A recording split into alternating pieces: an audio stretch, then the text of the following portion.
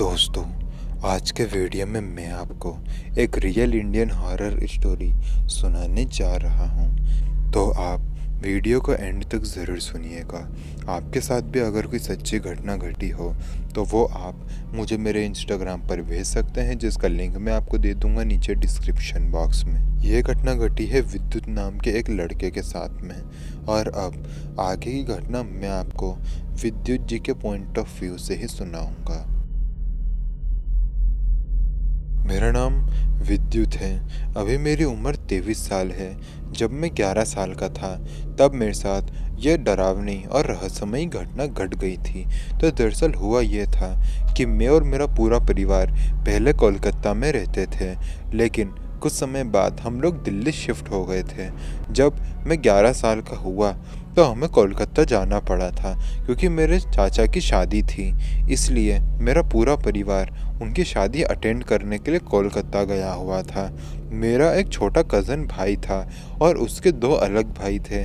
जब मैं वहाँ गया तो मेरी उन तीनों से अच्छी दोस्ती हो गई थी।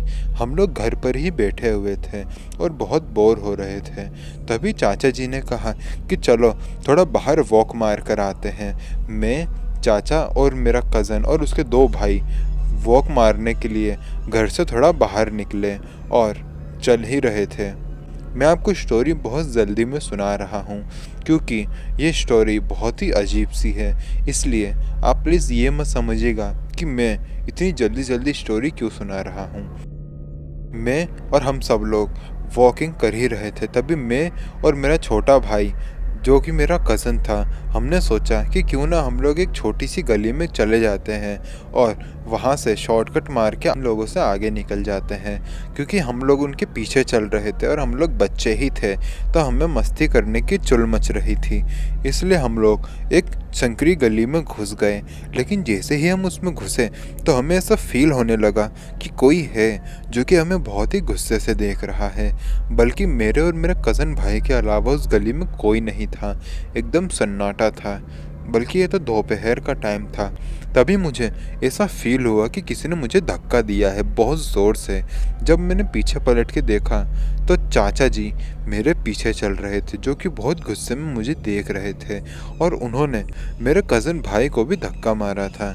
लेकिन उनको देखकर लग रहा था कि शायद ये हमें यहीं पर पीट देंगे, क्योंकि वो बहुत गुस्से से हमें देख रहे थे।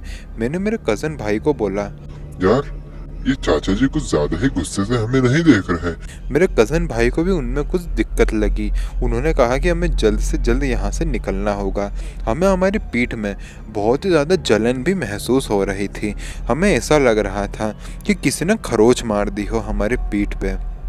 खैर, हम लोग उस गली से निकल गए और उसके बाद शादी अटेंड हुई, और उसके कुछ दिन बाद तक भी हम लोग चाचा जी के घर पर ही रहे थे।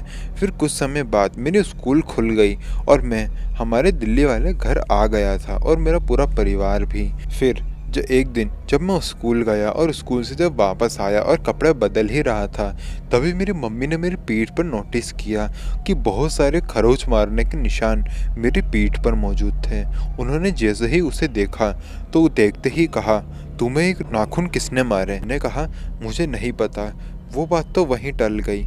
लेकिन फिर मुझे वो गली वाला इंसिडेंट याद आया। मैंने मेरे उस छोटे भाई को फ़ोन लगाया और उस गली का रहस्य पूछा। उसने कहा कि उसे क्लियर तो नहीं पता, लेकिन उसे इतना ज़रूर याद है कि उस गली में पहले एक आदमी रहा करता था, जो कि बहुत ही अकड़ू था। उस गली से कोई भी निकलता था तो वो उसे डांटता था, और कुछ समय पहले ही उसकी मृत्यु हो गई थी। ऐसी चीज़ मेरे छोटे भाई ने मुझे बताई थी।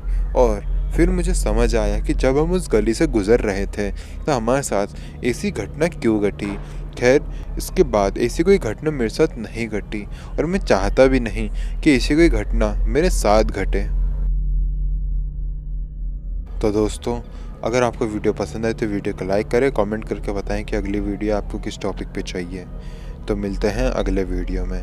तब तक के लिए जय हिंद, जय भारत।